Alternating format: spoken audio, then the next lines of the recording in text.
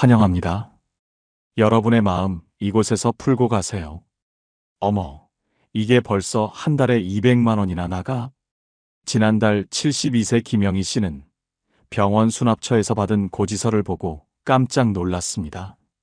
중풍으로 쓰러진 남편이 병원에 입원한 지 한 달, 병원비와 간병비를 합쳐서 197만 원이 나온 겁니다.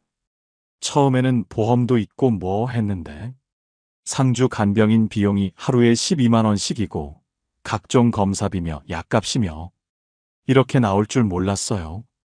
더 충격적인 건 이혼 69세 박순자 씨 이야기였습니다.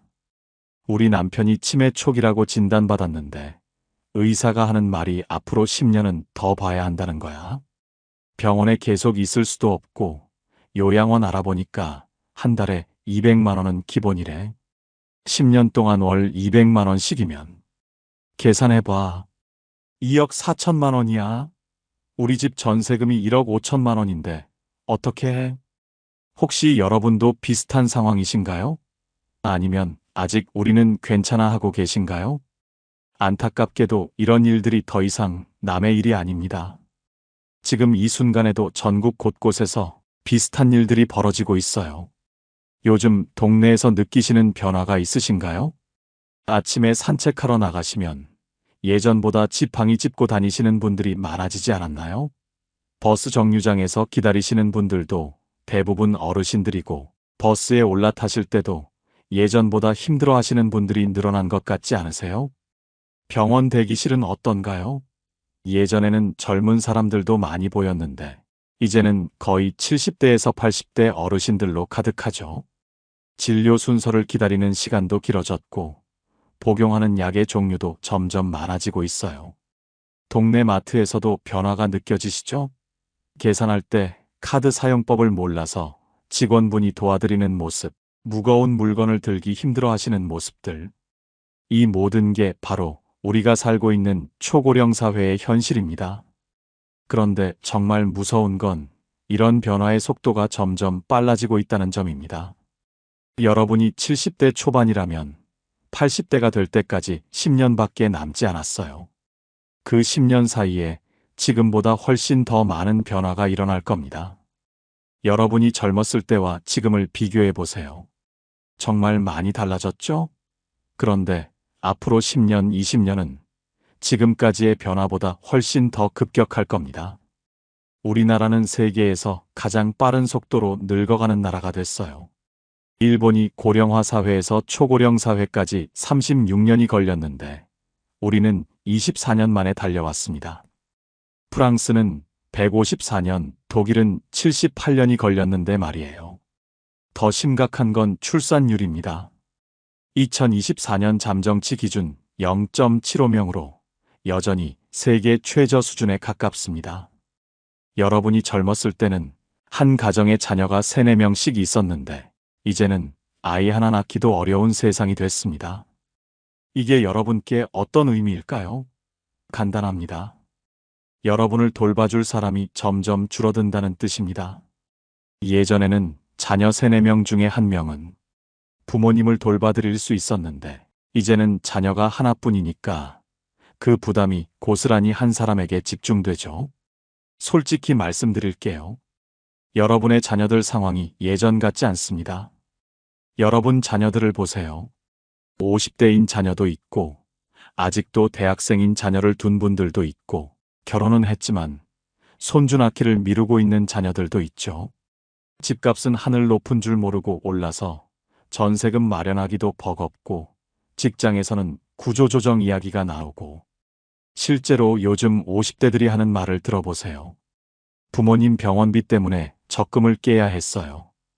아이 학원비에 부모님 요양비까지. 정말 버겁습니다. 형제들끼리 부모님 돌봄 문제로 갈등이 생겼어요. 여러분이 젊었을 때와는 완전히 다른 세상입니다. 그때는 경제가 계속 성장했고 부동산 값도 꾸준히 올랐고 직장도 안정적이었어요. 하지만 지금은 어떤가요? 경제 성장률은 1%대로 떨어졌고 일자리는 줄어들고 미래에 대한 불안감은 커지고 있습니다. 그런 상황에서 여러분을 돌봐드리는 것은 자녀들에게 엄청난 부담일 수밖에 없어요. 물론 효자, 효녀들이니까 최선을 다하겠지만 현실적으로 한계가 있다는 걸 인정해야 합니다. 그래도 국민연금도 있고 건강보험도 있고 정부에서 뭔가 해주겠지 하고 계신가요? 안타깝게도 현실은 그렇지 않습니다. 국민연금부터 보세요. 2055년에 고갈될 예정입니다. 지금 70세이신 분들은 20년 정도 더 받을 수 있겠지만 그 이후에는 어떻게 될지 모릅니다. 설령 제도가 유지된다 하더라도 지급액이 대폭 줄어들 가능성이 높아요. 건강보험도 마찬가지입니다. 지금도 본인 부담금이 만만치 않은데 앞으로는 더 심해질 겁니다. 65세 이상 인구가 늘어나면서 의료비 지출이 폭증하고 있거든요. 결국 건강보험 재정이 버티지 못해서 본인 부담금이 계속 늘어날 수밖에 없어요. 기초연금은 어떤가요? 지금 월 최대 32만 원 정도인데 이걸로 한 달 생활이 가능할까요? 요즘 쌀 한 포대가 7만 원에서 8만 원인데 기초연금으로는 쌀 4포대도 못 삽니다.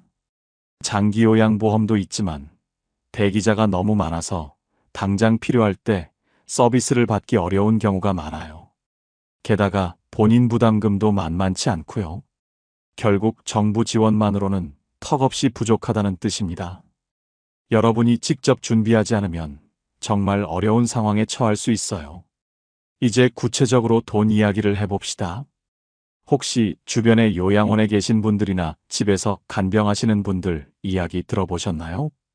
먼저 요양원 이야기부터 해볼게요. 작년에 시어머니를 요양원에 모신 대구의 57세 한미영 씨 이야기를 들어보세요. 처음에 상담받을 때는 월 54만 원 정도면 괜찮네 했어요. 1등급이니까 본인 부담금이 그 정도라고 하더라고요. 그런데 막상 들어가 보니까 그게 끝이 아니었어요.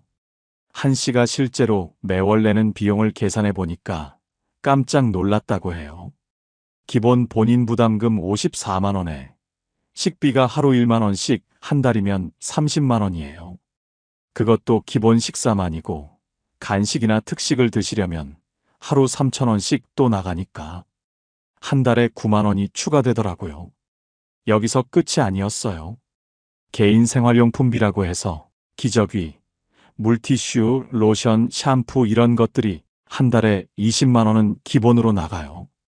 미용실 가시는 비용, 세탁비, 가끔 외출하실 때 드는 비용까지 합치면 30만 원도 넘어가는 달이 있어요. 결국 한미영 씨가 매월 지불하는 금액은 113만 원에서 123만 원 사이.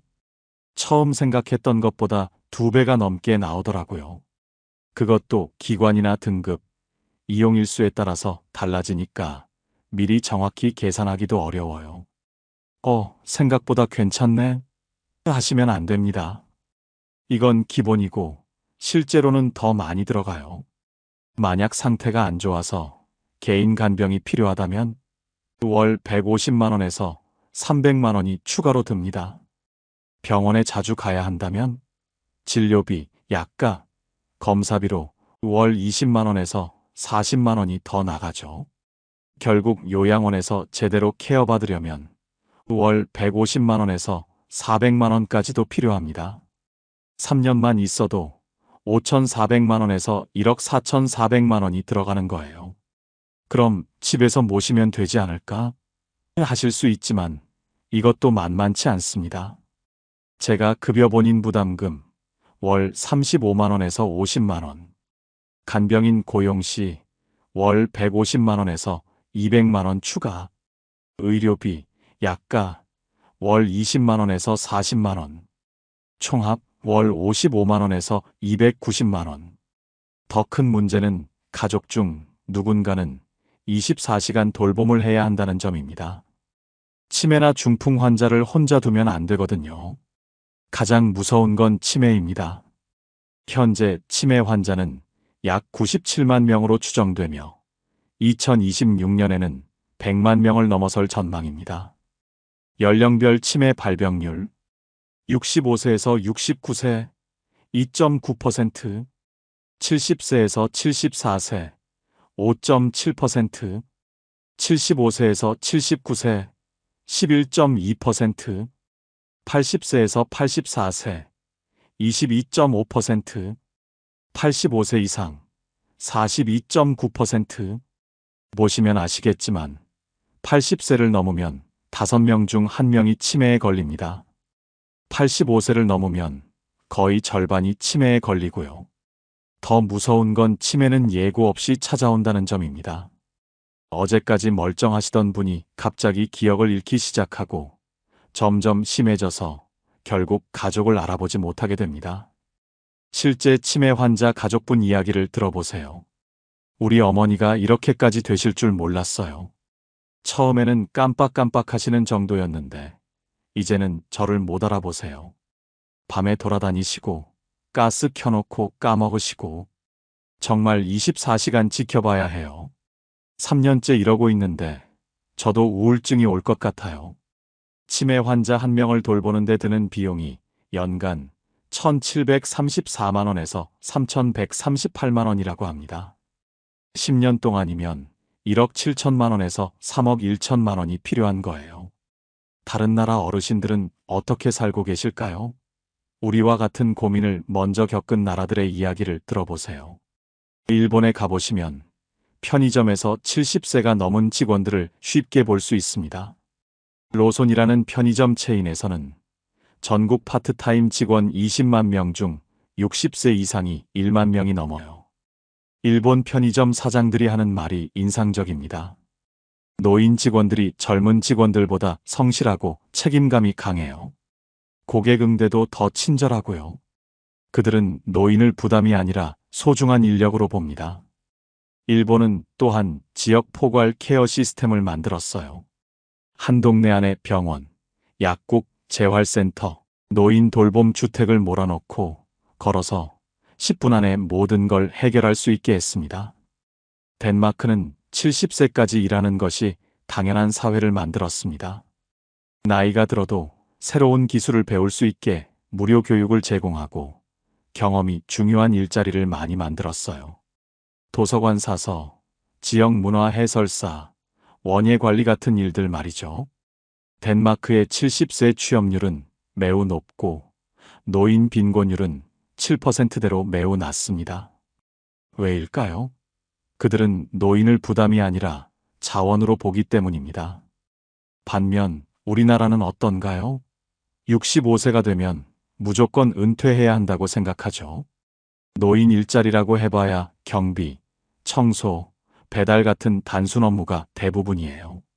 한 달에 30만 원에서 50만 원 정도 받는데 이걸로 생활이 가능할까요? 여러분의 경험과 지혜를 활용할 방법이 별로 없습니다. 이제 쉬세요라고 하는 게 우리 사회의 일반적인 인식이에요. 하지만 요즘 65세에서 70세는 예전 50세와 비슷한 건강 상태를 유지하고 있어요. 그럼 여러분은 어떻게 해야 할까요? 막막하시죠? 하지만 걱정하지 마세요. 지금부터라도 준비하면 충분히 가능합니다. 중요한 건 지금 시작하는 것입니다. 첫 번째, 건강. 절대 포기하지 마세요. 1. 매일 30분 걷기부터 시작하세요. 거창한 운동은 필요 없습니다. 매일 30분씩 걷는 것만으로도 충분해요.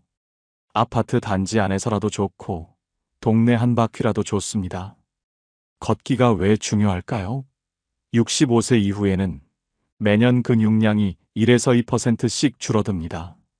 운동하지 않으면 5년 후에는 일상생활이 힘들어져요. 계단 오르기, 무거운 물건 들기, 심지어 의자에서 일어나기도 어려워집니다. 이 균형감각 훈련하세요. 나이가 들면서 가장 위험한 게 넘어지는 것입니다. 70세 이후 골절 한 번이면 회복하는데 6개월 이상 걸려요. 그 사이 근육은 30% 이상 줄어들고 한 번 잃은 근육은 거의 회복이 불가능합니다. 간단한 방법이 있어요. 양치할 때 한 발로 서기, 눈 감고 10초 버티기 같은 것들입니다. 일본에서는 이 습관 하나로 65세 이상 낙상률을 20% 낮췄다는 연구 결과도 있어요. 3. 정기 건강검진은 필수입니다. 6개월에 한 번씩은 꼭 받으세요. 작은 이상이라도 발견되면 바로 치료하세요. 나이가 들수록 작은 병도 큰 병이 될 수 있거든요. 특히 치매 조기 검진은 꼭 받으시기 바랍니다. 치매는 조기에 발견하면 진행을 늦출 수 있어요. 기억력이 예전 같지 않다고 느끼시면 주저하지 마시고 병원에 가보세요. 두 번째, 돈 관리 지금이라도 늦지 않았습니다. 1. 현재 자산을 정확히 파악하세요. 지금 갖고 계신 돈이 얼마나 되는지 정확히 계산해 보세요.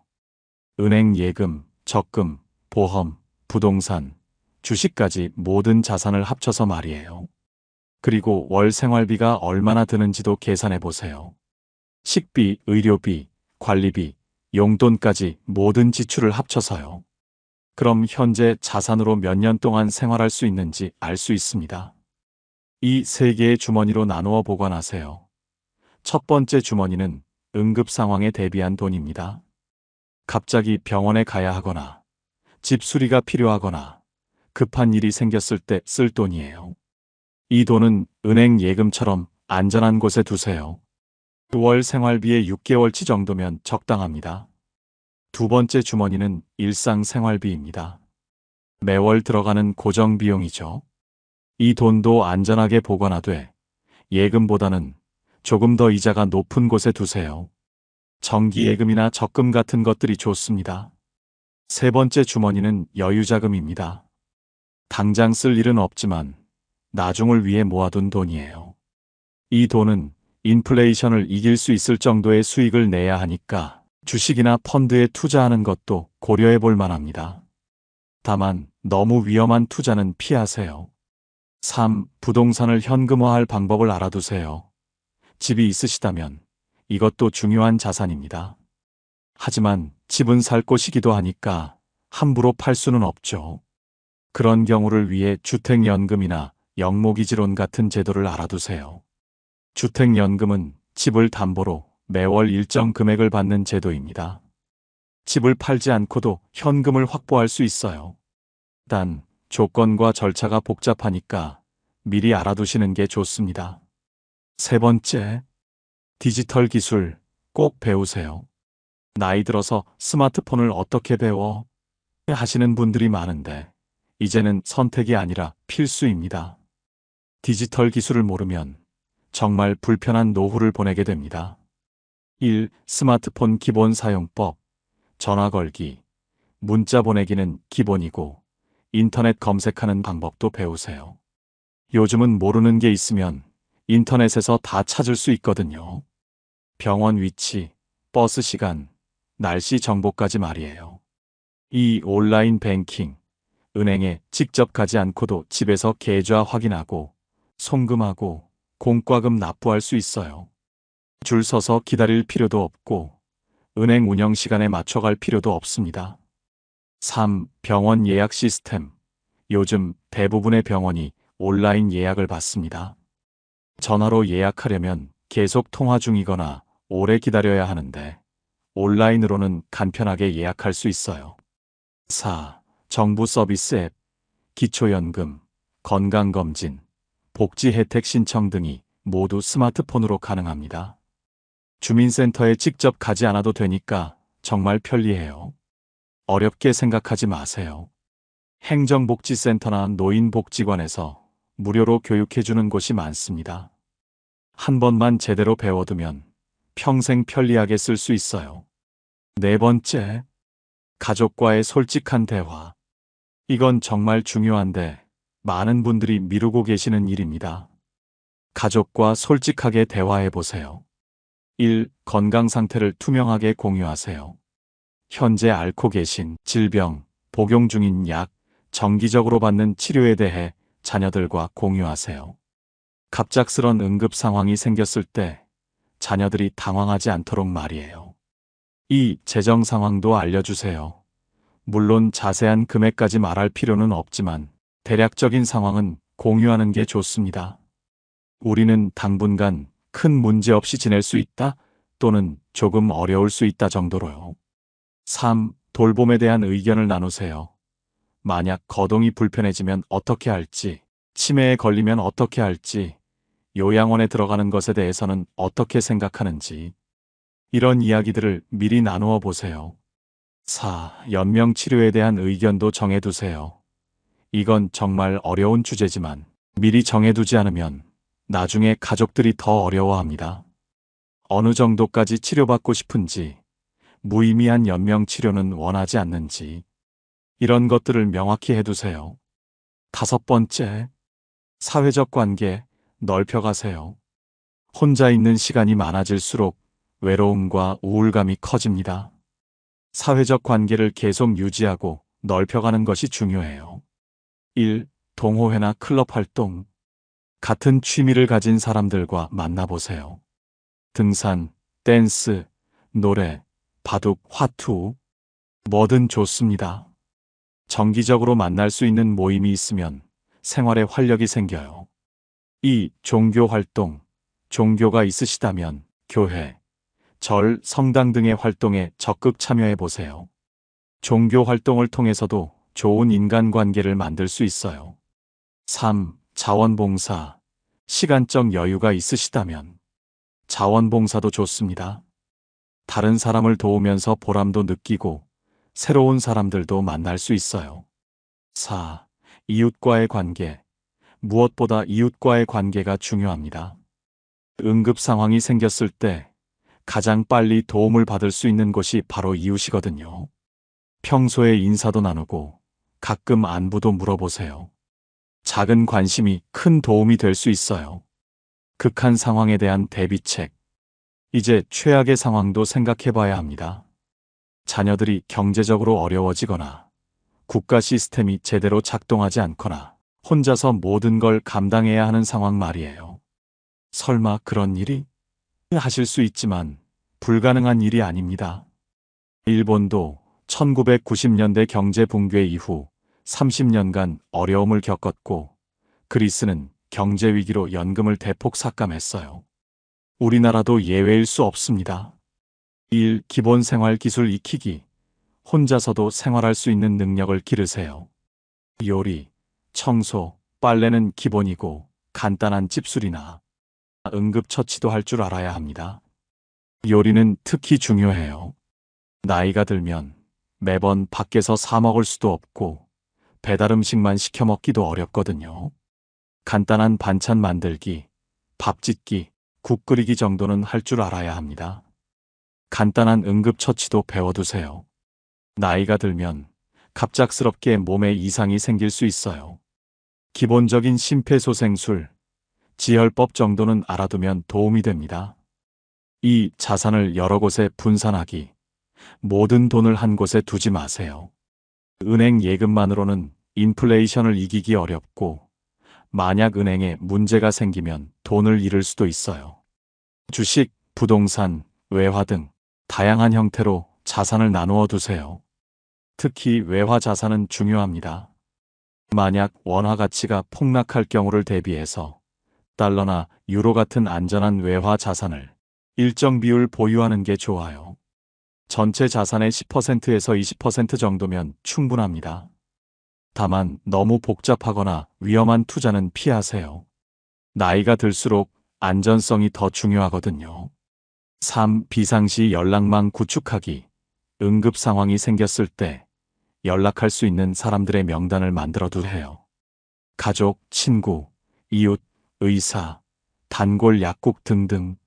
이런 연락처들을 정리해서 눈에 잘 띄는 곳에 붙여두세요. 특히 의료진과의 관계는 중요합니다. 단골 의사 선생님, 간호사분들과 좋은 관계를 유지하세요. 응급 상황에서 빠르게 도움을 받을 수 있거든요. 기존의 노년 개념을 바꿔야 합니다. 65세면 이제 할 일 없이 집에만 있어야지 이런 생각은 완전히 버리세요. 그런 시대는 끝났어요. 요즘 65세에서 70세는 예전 50세와 비슷한 건강 상태를 유지하고 있습니다. 그런데 왜 집에만 계세요? 할 수 있는 일이 얼마나 많은데요. 1. 새로운 일에 도전해 보세요. 꼭 돈을 벌기 위한 일이 아니어도 됩니다. 봉사활동, 취미활동, 새로운 기술 배우기. 뭐든 좋아요. 중요한 건 계속 활동하는 것입니다. 실제로 요즘 65세 이상 분들 중에는 새로운 일을 시작하는 분들이 많아요. 작은 카페를 열거나 온라인 쇼핑몰을 운영하거나 유튜브를 시작하는 분들도 있고요. 젊은 시절에 못 해본 것들을 지금 도전하는 거죠. 이 평생 학습하세요. 70세에 새로운 기술을 배우고 75세에 새로운 취미를 개발하는 것이 당연해질 겁니다. 나이는 단지 숫자일 뿐이에요. 요즘은 온라인으로도 다양한 강의를 들을 수 있어요. 유튜브에는 무료 강의가 넘쳐나고 각종 교육 사이트에서는 전문적인 강의도 제공합니다. 시간도 많고 경험도 풍부한 여러분이라면 젊은 사람들보다 더 깊이 있게 배울 수 있어요. 3. 건강 수명을 최대한 연장하세요. 90세까지 살더라도 85세까지는 혼자서 모든 걸 할 수 있게 준비해야 합니다. 그것만이 진정한 성공적 노화예요. 의학기술이 발달하면서 90세에서 100세까지 사는 게 어려운 일이 아니에요. 하지만 중요한 건 얼마나 오래 사느냐가 아니라 얼마나 건강하게 사느냐입니다. 마지막 10년을 병원 침대에서 보내는 건 장수가 아니라 고통입니다. 생의 마지막 순간까지 건강하게, 존엄하게 살 수 있도록 지금부터 준비하세요. 그럼 구체적으로 어떻게 해야 할까요? 현재 나이에 따라 우선순위가 다를 수 있으니까 연령대별로 정리해 드릴게요. 65세에서 70세. 아직 팔팔한데 뭘 준비해? 바로 이때가 골든타임입니다. 나는 아직 65세인데 뭔 노인 취급이야? 하고 계신가요? 맞습니다. 여러분은 아직 젊어요. 바로 그렇기 때문에 지금이 가장 중요한 시기입니다. 마라톤에서 20km 지점과 같아요. 아직 체력은 남아있지만 이제부터 페이스 조절을 해야 하는 시점이죠. 건강, 지금 안 하면 언제 하겠어요? 매일 아침 6시 동네 공원에서 만나는 이춘식 할아버지 68세 이야기를 들어보세요. 3년 전까지만 해도 계단 오르면 숨이 찼는데 매일 걷기 시작하고 나서는 손자랑 축구도 해요. 며느리가 아버지가 저보다 체력이 좋으신 것 같아요 라고 하더라고요. 이 할아버지의 비결은 간단합니다. 매일 30분씩 빠르게 걷기, 집에서 물병 들고 팔굽혀펴기, 양치할 때 한 발로 서기. 이런 작은 습관들이에요. 운동이라고 하니까 부담스럽지, 그냥 산책하는 거야 라고 하시더라고요. 특히 균형감각 훈련은 정말 중요해요. 동네 김순옥 할머니 66세는 작년에 화장실에서 미끄러져서 넘어질 뻔했는데 평소에 한 발로 서기 연습해둔 덕분에 금세 중심을 잡았어요 라고 하시더라고요. 6개월마다 건강검진도 빼먹지 마세요. 뭐 아픈 데도 없는데 굳이? 타지 마시고요. 65세부터는 몸에서 보내는 신호가 달라져요. 작은 이상도 빨리 발견해야 합니다. 돈 관리, 우리 돈이 얼마나 되는지 정확히 아세요? 부산의 한 복지관에서 만난 박영수 씨 67세는 은퇴하고 나서야 우리 집 재정 상황을 제대로 파악했어요. 그동안 아내가 다 관리했거든요. 보니까 생각보다 빠듯하더라고요. 라고 하시더라고요. 지금 당장 집에 가셔서 통장, 보험, 부동산까지 모든 자산을 종이에 적어보세요. 그리고 월 생활비도 정확히 계산해 보시고요. 대충 이 정도 하지 마시고 정확한 숫자를 파악하세요. 세계 주머니 전략도 꼭 실행해 보세요. 첫 번째 주머니, 응급자금에는 월 생활비의 6개월치, 두 번째 주머니, 생활비에는 5년치 정도, 세 번째 주머니, 여유자금에는 나머지를 넣어두세요. 주택연금이나 영모기지론도 미리 알아두세요. 아직 집 팔 생각 없어라고 하셔도 제도를 알아두면 나중에 선택의 폭이 넓어져요. 디지털, 손자가 할머니보다 스마트폰을 못 써요. 인천의 최정자 할머니 69세 자랑을 좀 들어보세요. 손자가 할머니가 저보다 유튜브를 더 잘 보세요 라고 해요. 요리 레시피부터 건강 정보까지 다 유튜브에서 찾아봐요. 병원 예약도 앱으로 하고 은행 업무도 집에서 다 해요. 이 할머니도 처음에는 나이 들어서 뭔 스마트폰이라고 하셨대요. 그런데 코로나19 때 병원 예약을 온라인으로만 받는다고 해서 어쩔 수 없이 배우기 시작했다고 하시더라고요. 지금은 왜 진작 안 배웠나 후회하신다네요. 복지관이나 주민센터에서 무료 교육을 많이 해줍니다.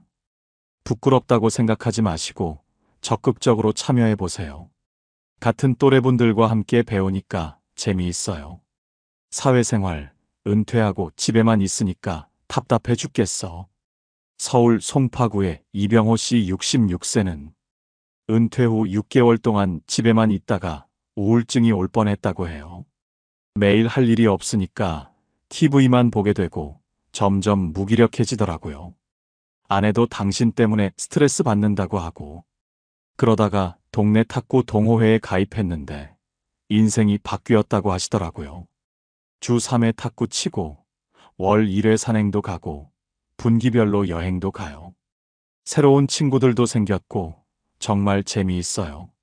자원봉사도 좋습니다. 대구의 김미경 씨 68세는 초등학교에서 아이들 책 읽어주는 봉사를 하고 계세요. 아이들이 할머니 언제 또 와요? 라고 하면 정말 뿌듯해요. 내가 누군가에게 도움이 된다는 느낌이 좋아요. 70세에서 75세. 이제 좀 천천히 살까? 현명한 페이스 조절의 시간. 70대에 들어서면서 느끼는 변화가 있으실 거예요. 예전만큼은 안 되네. 좀 더 조심해야겠어. 이런 생각들 말이에요. 맞습니다. 이제는 무리하지 마시고 현명하게 페이스를 조절하실 때입니다. 건강 약해지는 게 아니라 현명해지는 거예요.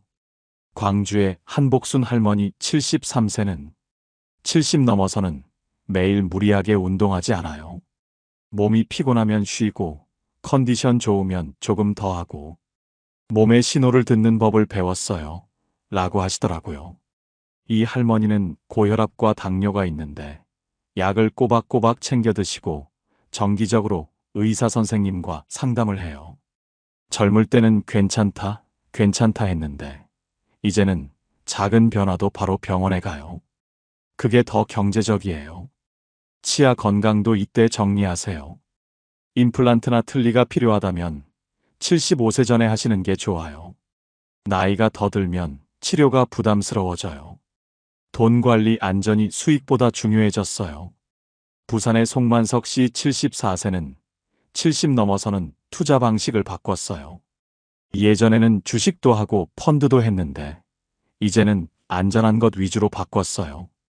돈을 잃으면 다시 벌기 어려운 나이니까요 라고 하시더라고요. 이제는 복잡한 금융상품보다는 예금, 적금, 국채 같은 안전한 상품 위주로 가세요. 수익률이 낮아도 원금은 보장되는 게 중요해요. 월 생활비도 다시 계산해 보세요. 70대에 들어서면 의료비 지출이 늘어나고 외식비나 교통비는 줄어들어요. 실제 지출 패턴에 맞춰서 자산 배분을 조정하세요.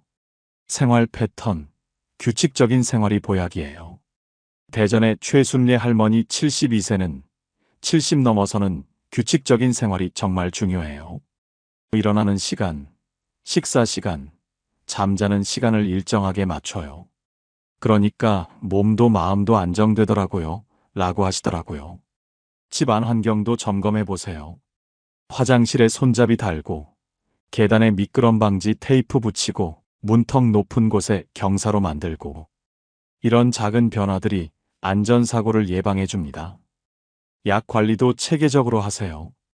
요일별 약통을 사서 미리 정리해 두고 복용 시간을 알람으로 맞춰두세요. 약을 빼먹거나 중복으로 먹는 실수를 방지할 수 있어요. 가족과의 대화, 이제 솔직하게 이야기할 때예요. 울산의 김종수 씨 75세는 70 넘어서 자식들과 진짜 중요한 이야기를 시작했어요. 건강 문제, 재정 문제, 나중에 어떻게 돌볼 건지. 어색했지만 꼭 필요한 대화였어요. 라고 하시더라고요. 연명치료에 대한 의견도 이때 정리해 두세요. 무의미한 연명치료는 원하지 않는다든지 끝까지 최선을 다해 치료해달라든지 명확하게 의사를 밝혀두시고 문서로도 남겨두세요. 75세에서 80세. 도움이 필요해도 부끄럽지 않아요. 현실적 준비의 시간. 75세가 넘으면 솔직히 인정해야 할 것들이 있어요. 예전만큼 체력이 안 되고 기억력도 예전 같지 않고 혼자서는 어려운 일들이 생기기 시작한다는 건 말이에요. 하지만 이것은 부끄러운 일이 아닙니다. 자연스러운 일이에요. 건강, 넘어지지 않는 게 가장 중요해요. 서울 강서구의 박철수 할아버지 78세는 75 넘어서는 운동보다 안전이 우선이에요. 무리해서 운동하다가 다치면 더 큰일이니까 집 안에서 할 수 있는 스트레칭이나 가벼운 체조 위주로 해요 라고 하시더라고요. 낙상 예방이 정말 중요합니다. 평소에 슬리퍼보다는 운동화를 신으시고 밤에 화장실 갈 때는 반드시 불을 켜세요. 욕실에서는 미끄럼 방지 매트를 깔고 샤워할 때는 의자에 앉아서 하세요. 건강검진도 3개월마다 받으시는 게 좋아요. 작은 변화도 놓치지 마시고 별거 아니겠지 하지 마세요. 이 나이에는 작은 병도 큰 병이 될 수 있거든요. 생활 지원, 도움받는 것도 하나의 능력이에요. 인천의 이영희 할머니 77세는 처음에는 가사 도우미 부르는 게 부끄러웠는데 지금은 없으면 안 되는 존재예요. 청소며 빨래며 힘든 일은 맡기고 저는 제가 할 수 있는 일에 집중해요 라고 하시더라고요. 식사 준비가 힘들어지면 반찬 배달 서비스나 도시락 배달을 이용하세요. 영양 균형도 맞춰주고 매일 메뉴 걱정할 필요도 없어요. 돈이 아깝다고 생각하지 마시고 건강 투자라고 생각하세요. 병원 갈 때도 혼자 가기 힘들어지면 병원 동행 서비스를 이용하세요. 복잡한 검사나 진료를 받을 때 도움을 받을 수 있어요. 재정관리 복잡한 건 이제 그만. 대구의 홍순만 씨 79세는 75 넘어서는 복잡한 금융상품을 다 정리했어요. 주식이며 펀드며 다 팔고 예금으로 옮겼어요. 수익은 적어도 마음은 편해요 라고 하시더라고요. 이제는 현금 비중을 늘리세요. 갑자기 목돈이 필요한 상황이 생길 수 있거든요. 복잡한 투자 상품보다는 언제든 찾을 수 있는 예금 위주로 가세요. 자녀들과도 재정 관리 방안을 구체적으로 논의하세요. 통장 관리는 누가 할지, 큰 돈이 필요할 때는 어떻게 할지, 이런 것들을 미리 정해두세요. 주거 환경, 안전한 집이 최고의 보약이에요.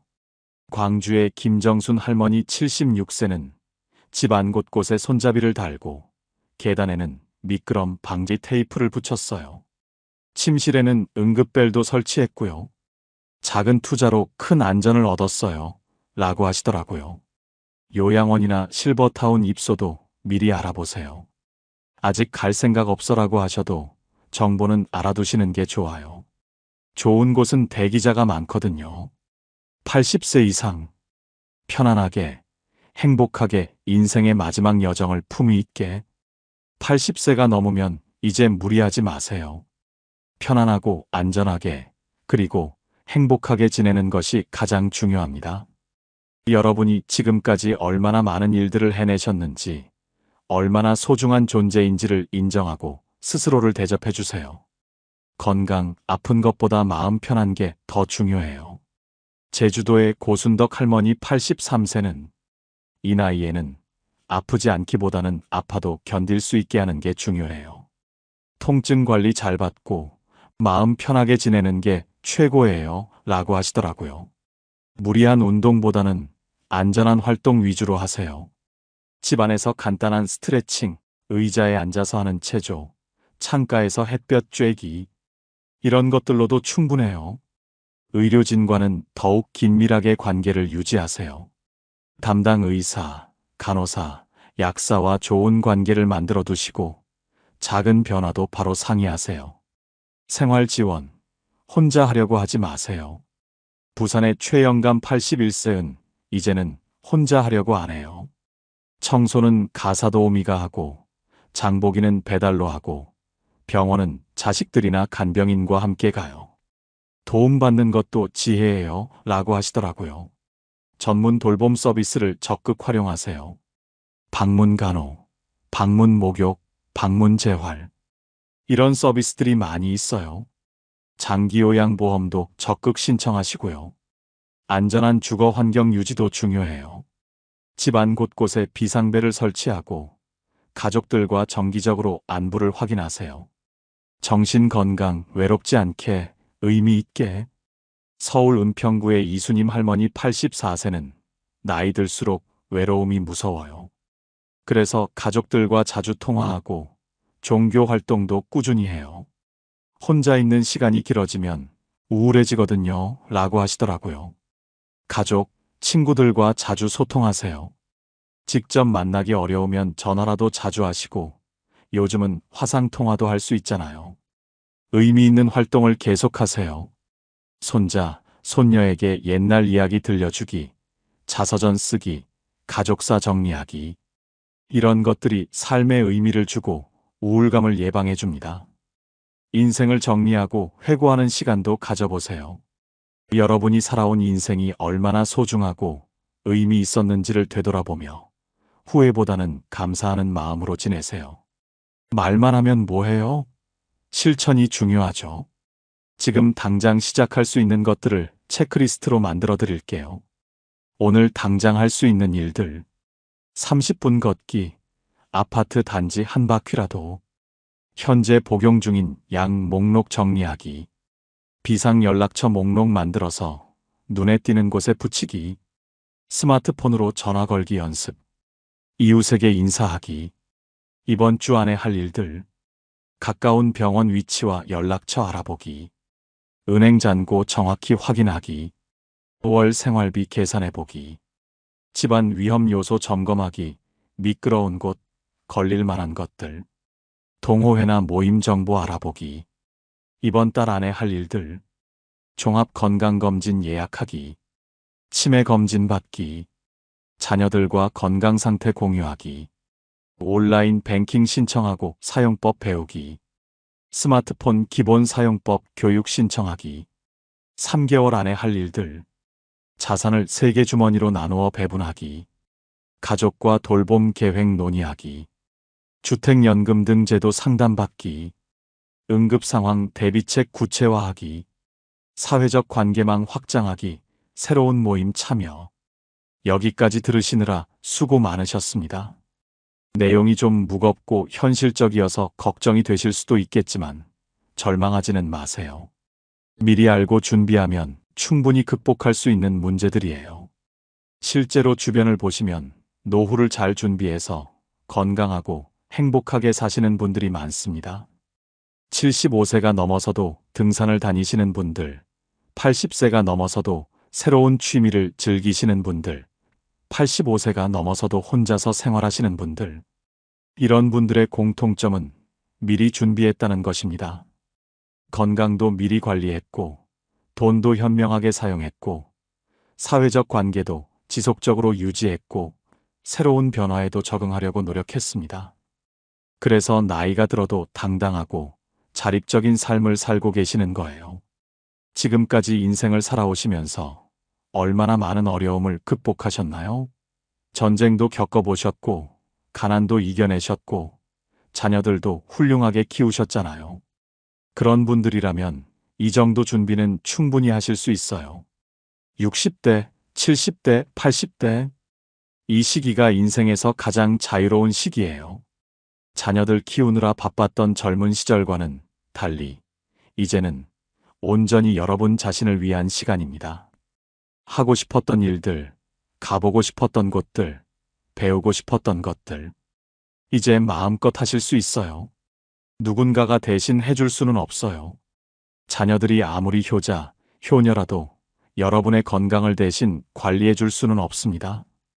정부가 아무리 좋은 정책을 만들어도 여러분의 인생을 대신 살아줄 수는 없어요. 결국 여러분이 직접 준비하고 직접 실천해야 합니다. 하지만 어렵게 생각하지 마세요. 한 번에 모든 걸 할 필요는 없어요. 오늘 30분 걷기부터 시작하세요. 내일은 스마트폰 사용법을 조금 배워보시고 모레는 이웃과 인사를 나누어 보세요. 1년 후, 2년 후의 여러분을 상상해 보세요. 매일 걸어서 체력이 좋아진 모습, 스마트폰을 능숙하게 사용하는 모습, 새로운 친구들과 즐겁게 이야기하는 모습. 충분히 가능한 일들입니다. 이 영상이 조금이라도 도움이 되었기를 바라며 여러분 모두가 건강하고 당당하게 인생의 황금기를 맞이하시기를 기원합니다. 지금 시작하세요. 여러분의 남은 인생은 오늘의 선택에 달려 있습니다.